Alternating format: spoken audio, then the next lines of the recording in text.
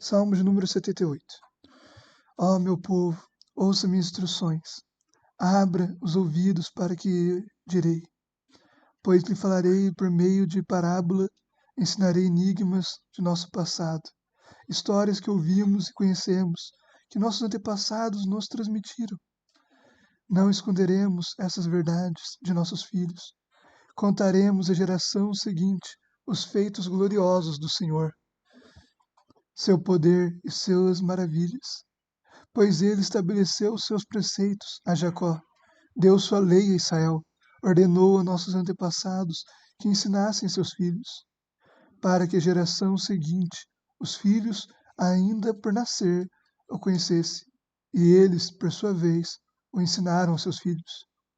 Portanto, cada geração deve pôr sua esperança em Deus, não esquecer seus poderosos feitos e obedecer seus mandamentos. Assim, não serão como seus antepassados, teimosos, rebeldes e infiéis, que se recusaram a confiar em Deus de todo o coração. Os guerreiros de Efraim, embora armados de arcos, deram meia volta e fugiram no dia da batalha. Não cumpriram a aliança de Deus, não quiseram viver de acordo com sua lei. Esqueceram o que ele havia feito, as maravilhas que lhes tinha mostrado, os milagres que realizara para seus antepassados na planície de Zoan, na terra do Egito, pois ele dividiu o mar e os conduziu na travessia, fez as águas se erguerem como muralhas. Durante o dia os guiava com uma nuvem, durante a noite com a luz do fogo. No deserto partiu as rochas para lhes dar água, como a que jorra de um manancial. Da pedra fez brotar riachos e correr água como rio. Ainda assim continuaram a pecar contra ele e se rebelaram contra o Altíssimo no deserto. Puseram Deus à prova em seu coração e exigiram a comida que tanto queriam. Chegaram a falar contra o próprio Deus, dizendo: Deus não é capaz de nos dar comida no deserto. Sim, ele pode bater numa rocha e dela fazer brotar água, mas não é capaz de dar pão e carne a seu povo. Quando o Senhor os ouviu, se enfureceu, o fogo de sua ira ardeu contra Jacó. Sim, sua ira se levantou contra Israel, pois não creram em Deus, nem confiaram em seu cuidado. Apesar disso, ele deu a ordem às nuvens, abriu as portas dos céus, fez chover maná para alimentá-los, deu-lhes pão dos céus. Eles comeram o pão dos anjos, receberam comida à vontade. Ele enviou dos céus o vento do leste, e por seu poder guiou o vento do sul. Fez chover carne como se fosse pó, muitas e muitas aves como a areia da praia. Fez as aves caírem dentro do acampamento, ao redor de suas tendas. O povo comeu à vontade, ele atendeu o desejo deles. Mas antes que estivessem satisfeitos, enquanto ainda tinham comida na boca, a ira de Deus se levantou contra eles. Ele matou seus homens mais fortes, feriu mortalmente os jovens de Israel. Ainda assim, continuaram a pecar, não confiaram em Deus, apesar de suas maravilhas. Por isso, reduziu a vida deles a um sopro e fez seus dias terminarem em terror. Quando Deus começou a matá-los, finalmente o buscaram, arrependeram-se e levaram Deus a sério. Então lembraram que Deus era sua rocha, que o Deus Altíssimo era seu Redentor. Contudo, foi só da boca para fora, mentiram para ele com os lábios. Pois o coração não era leal a Deus, não foram fiéis à sua aliança. E, no entanto, ele foi misericordioso, perdoou seus pecados e não os destruiu. Muitas vezes conteve sua ira e não se enfureceu contra eles. Pois se lembrou de que eram simples mortais, passam como o vento, que não volta mais. Quantas vezes se rebelaram contra ele no deserto e o entristeceram naquela terra desolada. Repetidamente puseram Deus à prova e provocaram o Santo de Israel.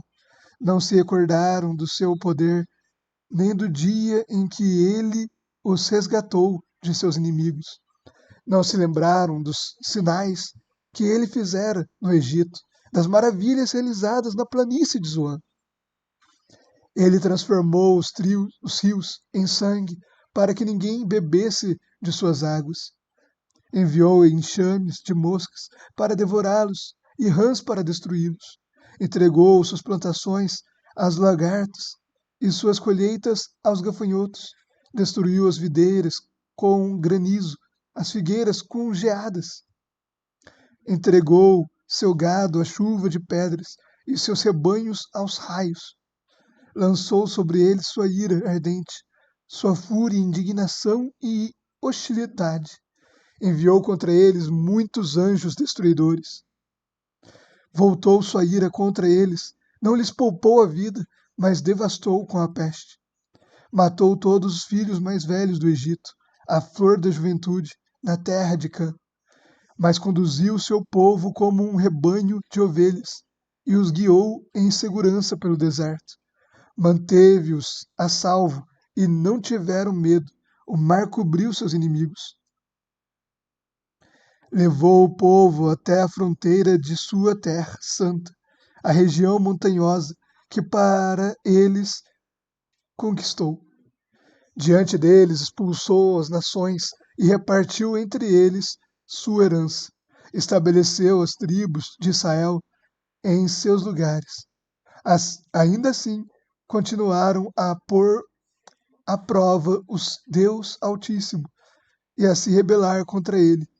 Não obedeceram aos seus preceitos, voltaram atrás e foram infiéis como seus antepassados. Mostraram-se indignos de confiança, como um arco defeituoso. Provocaram a ira de Deus ao construir altares para outros deuses. Com seus ídolos, despertaram nele ciúmes. Quando Deus os ouviu, se enfureceu e rejeitou por completo Israel. Abandonou sua habitação em Siló, o tabernáculo onde vivia no meio do povo. Deixou que a arca de seu poder fosse capturada, entregou sua glória nas mãos dos inimigos. Permitiu que seu povo fosse morto à espada, pois se enfureceu com eles sua propriedade. Os jovens foram consumidos pelo fogo e as moças não puderam entoar canções de núpcias. Os sacerdotes foram mortos à espada e as viúvas não puderam lamentar as mortes. Então o Senhor se levantou como de um sono, como o guerreiro que desperta da embriaguez. Fez os inimigos recuarem e os entregou à vergonha para sempre. Rejeitou, porém, os descendentes de José. Não escolheu a tribo de Efraim. Antes escolheu a tribo de Judá, o monte Sião que ele amou.